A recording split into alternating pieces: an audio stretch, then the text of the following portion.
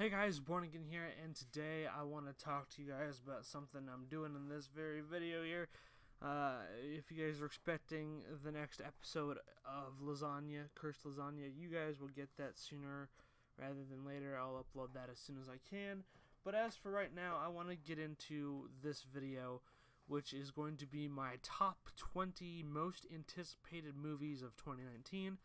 Later on in the week, I'll do my top 15 favorite movies of 2018 and my top 15 least favorite movies of 2018. I just have to see a couple more movies to determine that list. But as for right now, let's get into these movies that I'm most excited to see. In no particular, actually it is in more particular order. I have 20 movies on this list, and they're all from 20 to number 1. What I'm most excited for, what I'm least excited for, but they're all movies that I am very excited for. So let's get right into the list right now. Coming in at number 20, we have Dumbo. Dumbo is Dumbo. It's the live action Dumbo. You got your Colin Farrells and your people in this movie. It's not the most anticipated live action Disney movie coming out that I'm most excited for. You'll see what that is later in this list, but it's a Disney movie. They've been kind of hit or miss with their live action movies, in my opinion. I liked Jungle Book.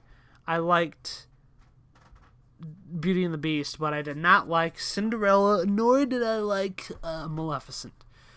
Sorry, just my opinions. So, yeah, that's where I'm standing on this. Dumbo is my number 20 pick.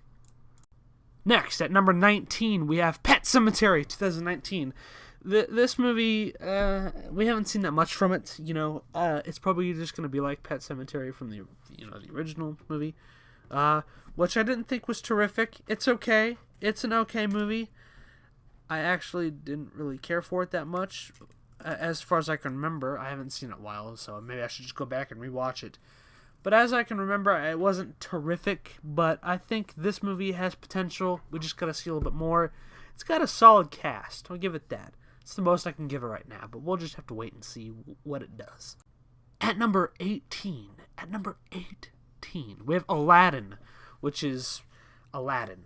Aladdin is one of my favorite, if not probably, maybe, possibly my favorite Disney animated movie, of all time. It's a great movie. It's fantastic. You got a great cast. You got Robin Williams. You got all these people. You got a great story. You've got great characters that you really connect with. And I'm hoping they can redo that here in this Aladdin remake live-action movie, which I'm hoping will be good. But those genie set photos of Will Smith as the genie are horrendous. They are...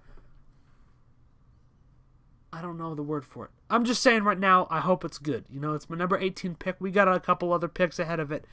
Let's hold that hope. Coming in at number 17 on my most anticipated movies list, we have Joaquin Phoenix's Joker movie.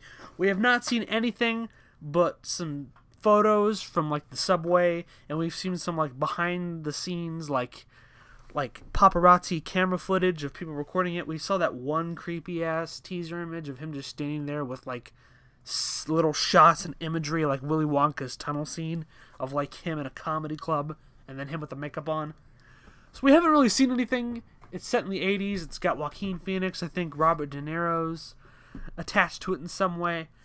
I don't know. It might be good, and I'm really thinking it is. I'm really hoping it is. I'm just hoping it's good. The DCEU might be back on track with Aquaman. I haven't seen it yet, so we'll just have to determine. But I'm hoping it's going to be good. I know it's not set in the DCEU, but we'll see.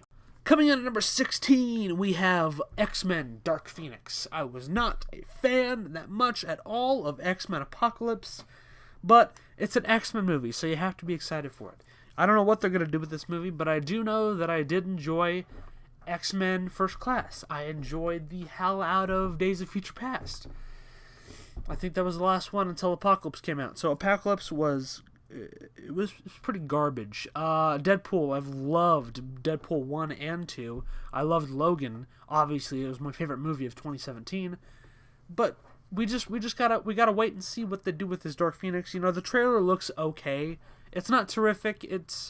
But it's an X-Men movie, so, you have to see it and just try and give it a watch. And if it sucks, it sucks. But if it's good, hey, maybe put it on my list of the best movies of 2019. Probably not. 15, Lego Movie 2, the second part, whatever it's called. I was not disappointed with the first Lego Movie. I thought it was going to be a cash grab type stupid movie, like the Emoji Movie. I actually thought it would turn out how the Emoji Movie turned out, which was terrible. But Lego Movie 1, it got a lot of fans. It's great. I'm not going to be one to sit here and say, oh, I freaking love the movie. But I thought it was enjoyable. And the second movie looks like it's going to have a lot of fun. It's going to be nice for kids to go out and watch and see with their parents. And I think it's the type of movie that parents will go out and see with their little kids and not be bored by. So the most I could say for this movie is it looks more enjoyable like the first one, and it looks like it's going to be just a fun time for kids and people of all ages. Number 14, we have How to Train Your Dragon 3, The Hidden World. I am not as big as a fan of the movies as a lot of other people are. I know there's a couple people that really, really like the How to Train Your Dragon movies. But I have never been super into them. Like, they're okay. But the third movie looks like it's a reinvention of this series of movies, this saga. So I'm really excited to see what they do with that. DreamWorks, when you think of DreamWorks, I always think of Pixar when I think of, like, the best animation studios. But it's DreamWorks. They've done some hits. They've done some misses. TikTok reference. But they are certainly nowhere... They're certainly nowhere near as bad as Illumination Studios, and we're just going to keep that horrendous place out of my mouth for right now. And at number 13, the X-Men make their way back onto the list with the New Mutants. This movie got pushed back to this year. I think it was supposed to come out in April of last year, but it didn't. So we have the New Mutants. The trailer looked thriller-esque. I don't know what to say, and it's just... it might be good. It might be a new take. It looks like one of those weird, dark-toned-esque horror movies, but with a superhero X-Men name printed on it. And it just looks like it might be a nice, thrilling, creepy time at the theater. And I'm really pushing for this movie because if X-Men Dark Phoenix doesn't work, we have one other movie under our belt. And that would be this movie. So we need everything to point towards the good when it comes to New Mutants. Number 12, Detective Pikachu. I actually thought the trailer was decent for this. I know a lot of people kind of hated it. A couple other people kind of loved it. But Ryan Reynolds as Pikachu is just the most mind-boggling and tearing thing that I've ever had to face in my life. Because at the same time, you combine the cuteness of Pikachu and you combine the cuteness of Ryan Reynolds and you put them together and it doesn't work that well. I mean, here's the thing. Ryan Reynolds, I think, will be a good Pikachu, but we just need to see more of it, and I just need to get used to it, because I'm not used to seeing this little cute yellow puffball with the voice of Deadpool. It's not working for me right now, but hopefully it will. It's nice to see a Pokemon finally getting a movie, a live-action movie, too. It's something that I'm looking forward to as a Pokemon fan. I actually became a Pokemon fan only because of Pokemon Go. I'm one of those people. I'm sorry to the other actual Pokemon fans that I've offended. But I'm thinking this movie will pull through. If anything, deep down, I probably know that this movie is going to fail and suck hard. But I'm like, you know what? It might have a chance. You never know. So I just think we need to just try and give it a rest and see what happens here. Coming at number 11, we have the sequel that we've waited pretty much 20 years for. We have Glass. Glass. Let's talk about Glass. Glass in your ass. Let's talk about Glass. Glass is the sequel to Split and Unbreakable. Spoiler alert. Spoiler alert for those who haven't seen Split. It's a sequel to Split, guys. What are you doing? You need to go out and see Split if you haven't seen it. It's good. Split is great. It is. It really is. And Unbreakable is one of my favorite Shyamalan movies, and Shyamalan is reinventing himself. He's had a couple of stinker shit bombs in the past, 10 years. What did he do? He did The Village. He did Lady in the Water. He did Last Airbender. Oh, God! He did The Happening. He did After Earth. All these are garbage movies. Then he did The Visit. And we're like, hey, it's still pretty okay. I mean, it's mediocre, but let's just see what he does in the future. Then Glass came out. Or, I mean, fucking Split came out. And, oh my God, it made me... somebody grab me a whiskey. It's New Year's Eve, right? All right. No, don't grab me a whiskey. But this movie is promising as heck. Bringing us into the top 10, we have Quentin Tarantino's, almost said Shyamalan. We have Quentin Tarantino's Once Upon a Time in Hollywood. Now, why is this movie so intriguing? Because, well, I think, as far as I know, I could be very wrong about this, but this is... Let me look it up. Okay, I think this, as far as I know, this is like his last movie he's doing. So we'll just see how it goes. You know, it looks promising. It's about the Manson family murders and stuff, and I hope it's good. It's got it's got an A-list cast. It's got a great cast here. We have what? Freaking DiCaprio. We have freaking Pitt, Margot Robbie, Kurt Russell. I think is supposed to be in it. I thought I heard something like that. Al Pacino's in it. It's gonna be a fascinating movie to see, and I think I will really enjoy this time at the theater.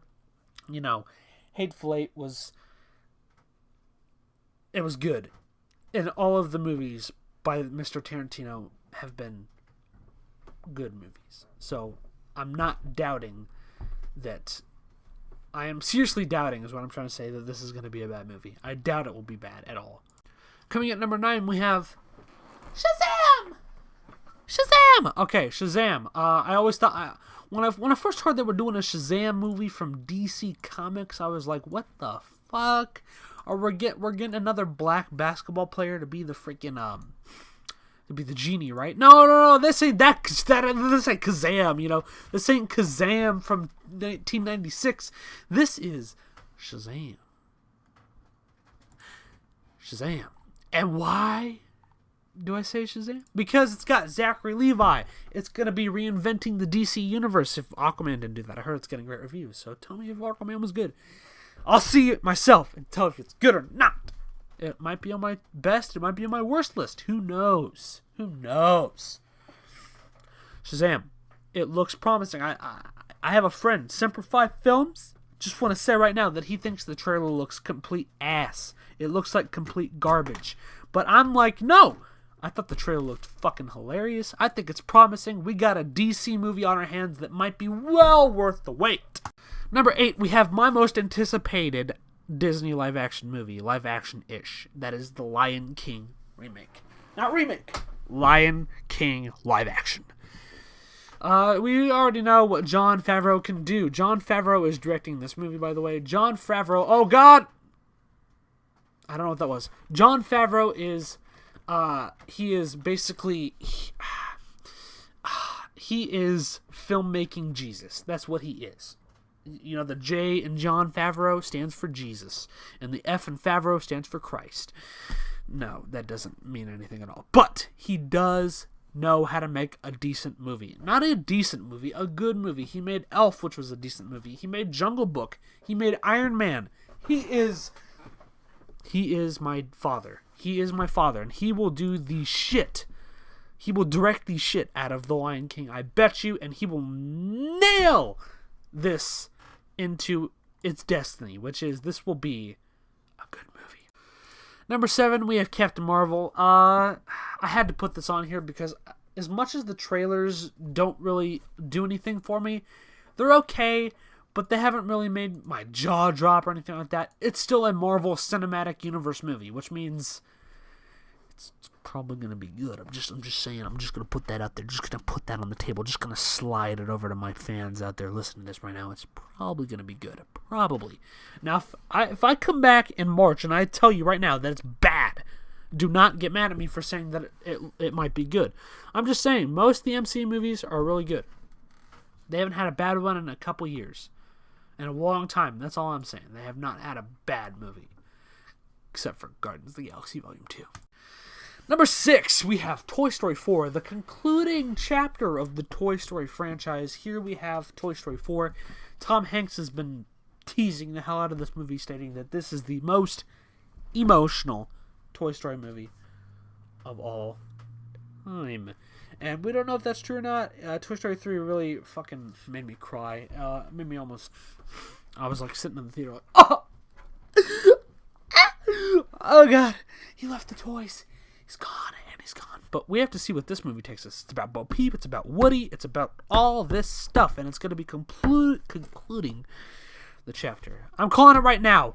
I'm calling it. Zurg is going to come back, he's going to snap the universe away, and Woody's going to be like, oh, Buzz, I don't feel so good. And Buzz is going to be like, no, Woody, no. And he's going to be like, I don't want to go, Buzz, I don't want to go. And then Bo Peep's like, nah, bitch, I'm going to save y'all. Number 5, we have It, Chapter 2. With a stunning cast and Bill Skarsgård back as Pennywise. There's no way that this movie cannot fail unless it does fail, in which case it failed. And number 4, we have John Wick Parabellum 3. John Wick 3.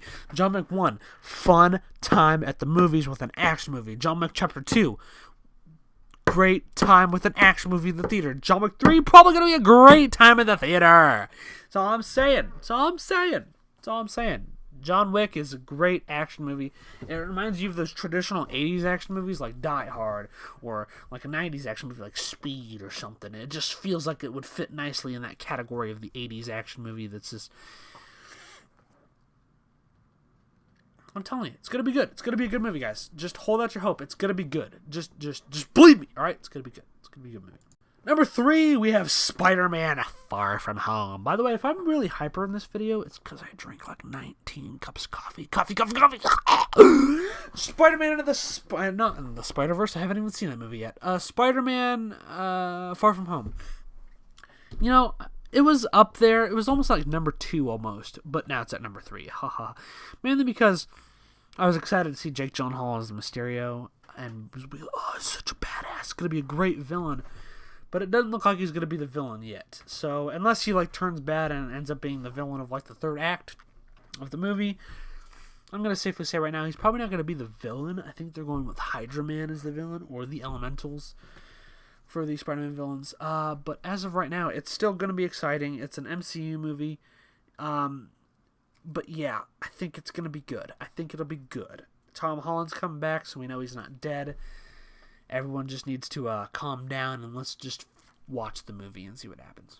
Alright, my number 2 and my number 1 were very hard to pick. I swapped around number 2 and number 1 very, very, very much. I did it a lot. I did it like maybe 30 or 40 times, I shit you not. I had a tough time deciding what should be number 1 and what should be number 2. But nevertheless, coming at number 2, we have Avengers Endgame. This movie is going to be the culmination. I'm fingering my fingers. It's going to be the culmination of the MCU. It's what we've all been leading up to, folks. We thought Infinity War was going to be that movie. No, fam, it's going to be fucking Endgame. We're going to be leaving that theater. We're going to be crying our eyes. And we're going to think about life for about 4 months after this movie comes out. We're going to be like, what the fuck did I just watch?